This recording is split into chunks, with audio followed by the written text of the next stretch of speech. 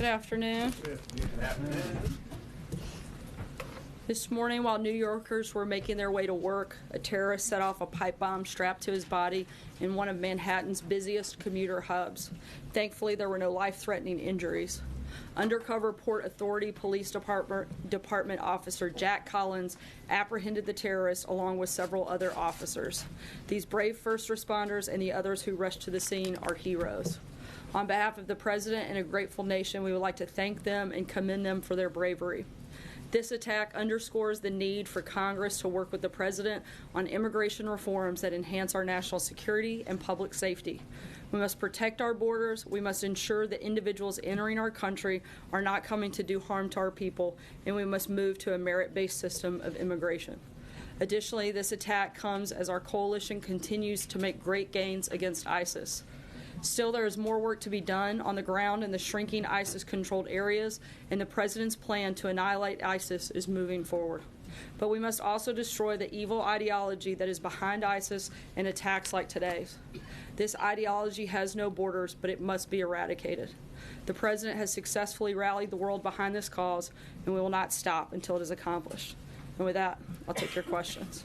Francesca. Thank you, Sarah. I wanted to ask you about the women who came forward today against the President. They first were on a television show, and then they were at a press conference, and they said that he should resign, and then also that there should be a congressional investigation. And I know that you said that this has already been litigated in the last election, but I wanted to get your specific reaction to this idea that there should be a congressional investigation into this.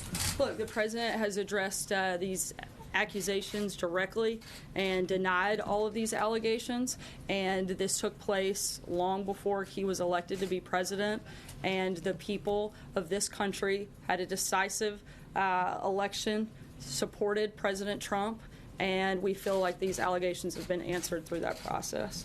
Kristen. Sarah, thank you. I want to follow up on that, but first, a little bit of breaking news we just learned about. The Pentagon apparently will now allow transgender people to enlist in the military beginning January 1st. Your reaction to that and any follow-up action you're going to take? Yeah, as of right now, they're simply complying with a court order and preparing to implement a previous policy to remain in compliance. The Department of Justice is currently reviewing the legal options to ensure that the President's directive can be implemented. And for anything further and any specifics on both of those matters, I'd refer you to the Department of Defense and the Department of Justice. Okay, one follow-up very quickly on friendship. Just very quickly, Sorry, Kristen. Can I just ask you about Nikki Haley's comments saying that the President deserves to be heard? I'll pick that up. She's going to pick it up for you today.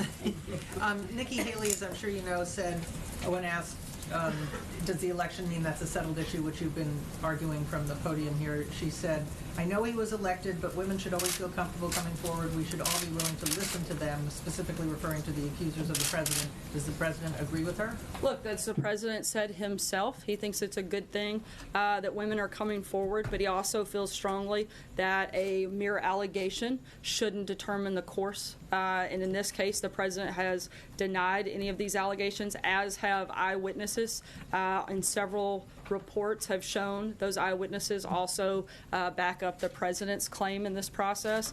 And again, the American people knew this and voted for the President, and we feel like we're ready to move forward in that process. The women who accused him are coming forward now again? The President has said that it's a good thing for women to be able to feel comfortable in coming forward, generally speaking. Jacqueline. I just want to go off of that, Sarah. But the President told Howard Stern in 2005 that he had walked into a teen beauty pageant dressing room where he said that teen contestants had no clothes on because he could sort of get away with things like that. Is that not an admission of sexual harassment? Look, the President's spoken about this directly. I don't have anything further to add on the process. Charlie, we're going to do one question today, guys, to move around. Two ISIS attacks in New York City, or ISIS-inspired attacks in New York City, and just recently, is the President concerned that there is a growing threat against people inspired by ISIS who have been radicalized online? I think that the president is certainly concerned that Congress, particularly Democrats, have failed to take action in some places where we feel we could have prevented this. Specifically, the president's policy has called for an end to chain migration, and if that had been in place, that would have prevented this individual from coming to the United States. So the president is aggressively going to continue to push forth responsible immigration reform, and ending chain migration would certainly be a part of that process. Matthew. Thanks, Sarah. The president reacted quite angrily over the weekend to a Washington Post reporter's tweet about crowd size that was quickly deleted. I'm wondering if you can help explain the discrepancy between the president's reaction to incidents like this, which he calls fake news, and talks quite a bit about, and his silence on actual disinformation campaigns like Russia ran during the 2016 election to deliberately spread false information. So both his silence on that, and does he recognize the difference between these two? Difference, look, the president's simply calling out a very direct and false accusation lodged against him. There was nothing more than an individual trying to put their bias into their reporting, and something that, frankly, has gotten a little bit out of control. We've seen it time and time again over the last couple of weeks. A number of outlets have had to retract and change and rewrite and make editor's notes to a number of different stories, some of them with major impacts, including moving markets. This is a big problem, and we think it's something that should be taken seriously. Jim? Reporters' mistakes and disinformation campaign by a foreign government. Does he see a distinction there? I haven't spoken with him about that, but certainly we would take any misinformation like that very seriously. But it's not something we're comparing the two on. Jim? And I would just say, Sarah, that journalists make honest mistakes, and that doesn't make them fake news. But the question that But when journalists make honest mistakes, they should own up to them. Sometimes, and a lot of times you don't. But there's a difference. There's a very big, I'm sorry, I'm not finished. There's a very big difference between making honest mistakes and purposefully misleading the American people, something that happens regularly. You can't say, I'm not done. You cannot say, you cannot say that it's an honest mistake when you're purposely putting out information that you know to be false, or when you're taking information that hasn't been validated, that hasn't been offered any credibility, and that has been continually denied by a number of people, including people with direct knowledge of an instance. This is something that I'm speaking about the number of reports that have taken place over the last couple of weeks. I'm simply stating that there should be a certain level of responsibility in that process. This was not, Ryan, I called on Jim. This is not the line of questioning that I was going down, but can you cite a specific story that you say is intentionally false, that was intentionally put out there to mislead the American people? Sure. The ABC report by Brian Ross, I think that was pretty misleading to the American people, and I think that it's very telling that that individual had to be suspended because of that reporting. I think that shows that the network took it seriously and recognized that it was a problem. Sarah, Jim? if I may, though, I was going to ask a question about something else. Well, you used it on something else. Sarah, Jim? if I may, Sarah, I Not think today. it's We're going to keep moving, guys. If I can ask about the president's accusations. I'm moving to a and different leveled Jim. against I'm them. sorry. I know, but I didn't get a chance to ask the question that I wanted to ask, which is, Jim. can you just say once and for all whether these Jim, I'm going to say once and accusations- for all that I'm moving on to Jim Stinson, and I'm not taking another question from you at this point. I was Sarah, a question about respond investment- to your attacks on the investment media, taxes. if that's okay. I would like to ask the question that I had about these accusations of misconduct against the president. You said that he's denied them. Can you say whether or not they are false? I'm not That's going all to I'm respond asking. to another You're question. not Go gonna- ahead, Jim. Sarah, some investors are saying the tax reform package favors mutual funds over individual investors. Other critics who want tax reform say the bill will cause some tax increases for a few middle-class tax filers. By a few, I mean maybe tens of thousands, but maybe more. Will the president sign the tax bill even if there are inadvertent tax increases and some of the criticisms are correct? As I've said many times before, our focus and our priorities are making sure that we provide middle-class tax relief and simplifying the code, bringing businesses back here to the U.S. We're going to continue pushing for that and continue working with Congress to make sure we get the best tax package possible. John? Thanks a lot, Sarah. Tomorrow there is a special Senate election in Alabama. Back on September the 23rd, the president went down to Huntsville, Alabama, campaigned alongside of Luther Strange, and since that time, he never went down. In the course of the campaign alongside the Republican nominee, Roy Moore. Was the president embarrassed in terms of campaigning alongside Roy Moore? Is that the reason why we didn't see him down there in Alabama? Look, the president has spoken directly about this race and who he supports and who he doesn't. Due to the legality of that, I'm not going to go any further and would refer you back to his past statements. April? Sarah, what is the disconnect as it relates to this White House when it comes to then candidate Trump bringing the accusers of Bill Clinton to the debate against Hillary Clinton, and now the accusers of Roy Moore making these accusations and his accusers? What's the disconnect here? Look, as the president said, he found the allegations troubling. And if they were true, then he should step aside, and ultimately the people of Alabama will make a decision in that race. Well, what about Trey? his own accusers, though? He has accusers as well. Look, the They're president coming has out now. firsthand knowledge on what he did and didn't do.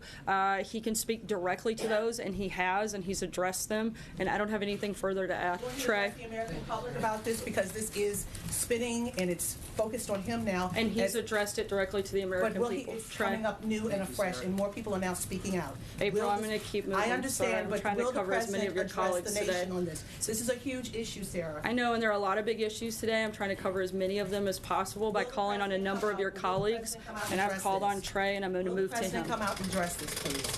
Sarah, all you have to He do is say has, yes or no. April. I've already said, I've already addressed this. The president has addressed it. I don't have anything else to add. Trey. Thank you, Sarah. Today, the suspected terrorist in New York City was described as a Bangladeshi immigrant. Bangladesh is not on the president's travel ban list. Does today's attack change the way that President Trump is evaluating travel restrictions? Look, we do know, and the Department of Homeland Security has confirmed that the suspect was admitted to the United States after presenting a passport displaying an F-43 family immigrant visa in 2011. And so we know that the president's policy calls for an end to chain migration, which is what this individual came to the United States through. And if his policy had been in place, then that attacker would not have been allowed to come in the country. That's why the president has pushed for not one part of immigration policy, but a responsible and total immigration reform. And that's why we have to look at all sectors and do what we can to make sure we're doing everything within our power to protect the American people. Olivier? Thanks, Sarah.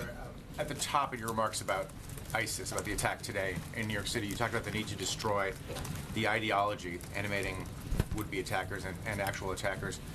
What policy changes are required to do that? How do you defeat an ideology that's been attempted since 9/11 with really no great success? What are you doing differently? What can you do differently in order to do that? I think one of the best ways that we have moved forward is in a process where we're allowing the members of the Department of Defense to aggressively move forward in defeating ISIS, and in hopes annihilating a lot of that evil ideology through part of that process. We're going to continue pushing and continue looking for the best ways possible to make sure that we protect Americans. Jessica.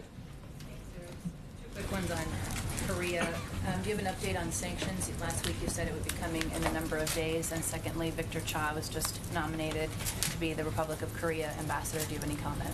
On the first part, we're working through a legal process, and again, hope to have details further on that. It's a little bit more complicated. Once we get through that, we'll be able to walk through a little bit more detailed on the reason for some of the delay. And on the other, I don't have any personnel announcements or comments on that at this time. Go ahead. Sarah, I'm interested in the comment you made about the suspect in New York. Does the White House has any proof that this suspect was radicalized outside of the United States? He's been a lawful permanent resident living here for some time. I can't get into any further details on that front at this point, but as we have them available, we'll be happy to let you know. Jennifer? Why would his chain migration be an issue unless you were saying that there are certain something parts that I'm allowed to discuss at this point in the process. That's one of them. Anything further I can't get into at this point, but as soon as I can, we'll be happy to let you know. Jennifer? Directive on space the president's going to announce this afternoon. Will he call for an increase in spending for NASA, or will there be commercial partnerships, or will he reduce NASA funding in other areas such as for earth science, which includes the study of climate change? I'm not going to get ahead of the president's announcement that's coming later today, but we'll have further details once that process is completed. Cecilia? Two questions. Who are the eyewitnesses who dispute these allegations against the president? And can you stand here right now and say without a doubt 100% certainty that the more than dozen women who have come forward to accuse this president of misconduct are lying. Do you wrestle with this personally at all? I'm here to speak on behalf of the president, and I can say that the president has directly responded and said that these allegations are false, and that's what I'm doing and relaying that information to you. In terms of the specific eyewitness accounts, there have been multiple reports, and be happy to provide them to you after the briefing is completed. Brian? So let me just follow up on that question a little bit. As a woman standing out there talking to us, I know your job is to relate what the president says. Have you ever been sexually harassed, and do you understand, and I'm not saying by the president, I'm saying ever, and secondly, do you have an empathy for those who come forward, because it's very difficult for women to come forward? Absolutely would say that I have an empathy for any individual who has been sexually harassed, and that certainly would be the policy of the White House. I'm not here to speak about my personal experience on that front, but I'm here to relay information on behalf of the president, and that's what I'm focused on doing here today.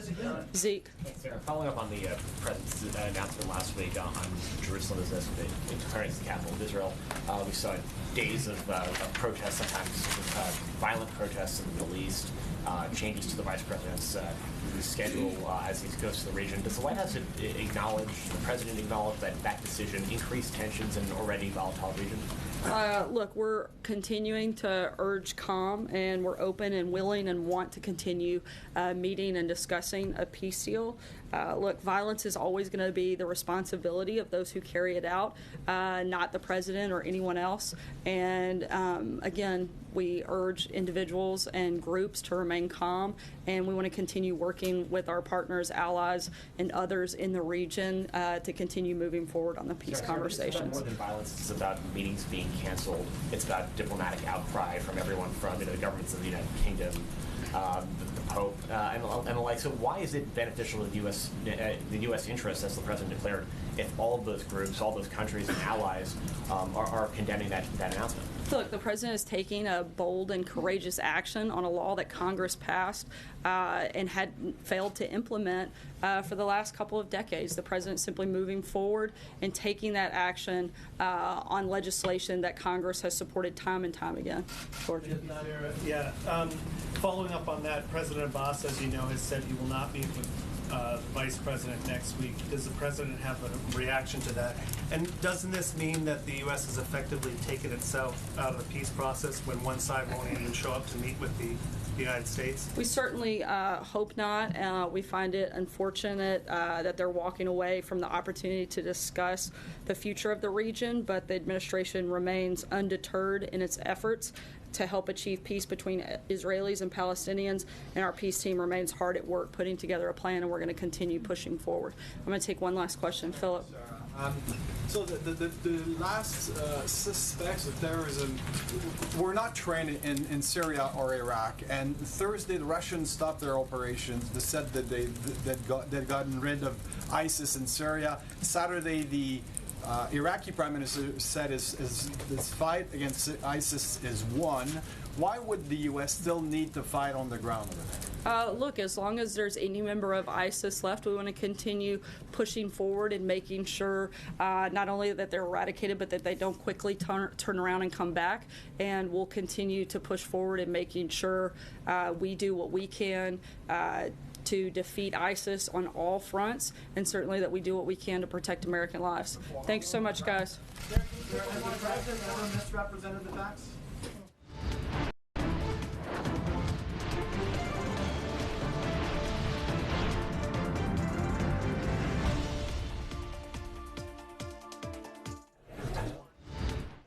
Happy Monday and welcome to the briefing room, coming to you live from the Washington Bureau of ABC News. I'm John Santucci alongside Catherine Walters. We've got a new set today. We're live at the White House. No, I'm kidding. We're under construction here, everybody. We are actually getting ready for our big election night. Feels like we've done these every other month lately with the special elections and races. Only one state, though. I know, it's a big one. Alabama. We are all focused on that. We're going to be talking about that right before we leave you. But just Catherine and I today for this short, condensed version here. And really, for a Monday, as somebody said, a white-hot, tense briefing from Sarah Sanders there. You know, let's dive right in here, because the big focus, and we saw everybody constantly going back there, have been the accusations, right? We've been Right. talking about it for weeks now, about other members of Congress. Now it's coming back to the White House. And these women who over the years have accused President Trump of sexual misconduct. We know that during the campaign there were upwards of a dozen women that came forward.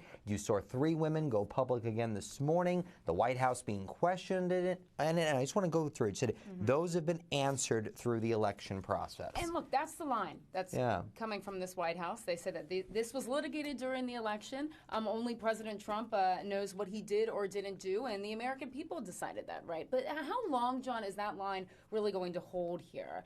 You see these allegations from more women coming out against members of Congress, with Roy Moore in Alabama, a big topic tomorrow, and also members of his own administration now breaking with the White House and with the president on this. The White House line here is that all these women who came out against the president are lying, and Nikki Haley doesn't really agree with that. No, and that was amazing. She was on CBS's Face the Nation yesterday. She was asked about the accusations, and basically what she said is that any woman that has an accusation against the president, or anybody for that matter, they should be heard. Right. She said that they should be heard, and she added that we should all be willing to listen to these women. A departure from the president's reaction. The president has been obviously defensive and denied these allegations. A departure from what the president has been saying about Roy Moore. So you saw there that Sarah Sanders didn't really answer that question when presented with what Nikki Haley said. She said, as the president has said, he thinks it's a good thing these women are coming forward, but it's kind of trying to have it both ways here, right? Yeah. Are their stories accurate? And you saw Cecilia Vega ask there, as well as the White House line on this, that all of these women are lying. And Sarah Sanders has also been asked about Roy Moore's accusers, who the president cast some doubt on that on Friday. So really, that's the line that we're hearing coming out of this White House, but these aren't going away. No, but this is also a topic that we know, in speaking to White House sources, and you've been doing the same, no one really wants to dive into this topic per se. Right. They really want to keep this as far away from the White House as humanly possible, but the moment that the president engaged with Al Franken and questioned that photo you might all remember before he announced his intentions to leave Congress at the end of the year, the White House dove headfirst into this battle with that tweet several weeks ago. You're right, exactly. And I know that when the Franken allegations were coming out, some people, as you know, you've spoken to too, inside the White House said, I don't think the president should respond to this, because why can he respond to that one and not acknowledge, the allegations against Roy Moore? Well, it makes it political right away. Exactly. It makes it political right away. And that's the argument here. And the questions that they're facing every day. And, it's something that the president will have to answer to. And he really hasn't answered about Al Franken yet. We've shouted questions at him. The White House really hasn't answered any questions on that, too. Do they believe that this was the right decision for him to resign? And what kind of domino effect does this set up? Well, let's go down to Alabama, because you have this special election tomorrow. The polls are all over the place. I mean, you saw that Fox News poll out today that has Jones up by 10. I mean, other polls had Moore quickly coming back up. I think the average that we've seen online is somewhere around 3%, right in the margin there. Can't predict it. But this is a tight one, right? And the president did not endorse Roy Moore from the beginning. He went with Luther Strange, who was, as most people would say, the safer pick here. Right, big Luther. Yeah. But this is one where now the president is owning it. He is there. He's defending Judge Moore. He said if they're true, whatever. But he's there supporting this candidate. Right. So what happens here? Well, that's a good question, John. What happens next? Look, yeah, he is supporting Roy Moore. He just recorded a robocall for him. He said, vote Roy Moore. You saw, obviously, that he wasn't campaigning in Alabama, but just 20 miles away from there after his endorsement of Moore. So, I think we just see how it all plays out. And, if Moore ends up winning tomorrow night, obviously the president's going to have to, answer more questions on that. And really how will there be an ethics investigation? Right. What's next here? And what does the president support, right? If he supports these ethics investigations for Franken and for others, then, what's the line here? So I think, he still will be facing all sorts of on questions on that too. But I think you're right. He was very hesitant to jump into this at first. And their line, they say, is still that the president believes if these allegations are true, Roy Moore should step aside. But at the same time, really diving right in and saying, vote Roy Moore, do it. We can't afford to lose a vote on tax reform and immigration. We need him to help make America great again. That's that was right. the line That's the the robocall. line. All right, we're going to leave it there because there's a lot to get to. But we want to remind you, tomorrow night you can tune into ABC News right here on Facebook, on .com, on your phones, wherever it might be. Anywhere else I'm missing, Dax? No, I got everything. Our boss is over there, so I have to check with him. But make sure to tune in. Mary Bruce and the entire political team will be leading coverage right here on ABC beginning at 8:30 tomorrow night. For Catherine Falders, I'm John Santucci. Next time, who knows? Maybe we'll show up on a sidewalk somewhere if they can't find a studio. Have a great day.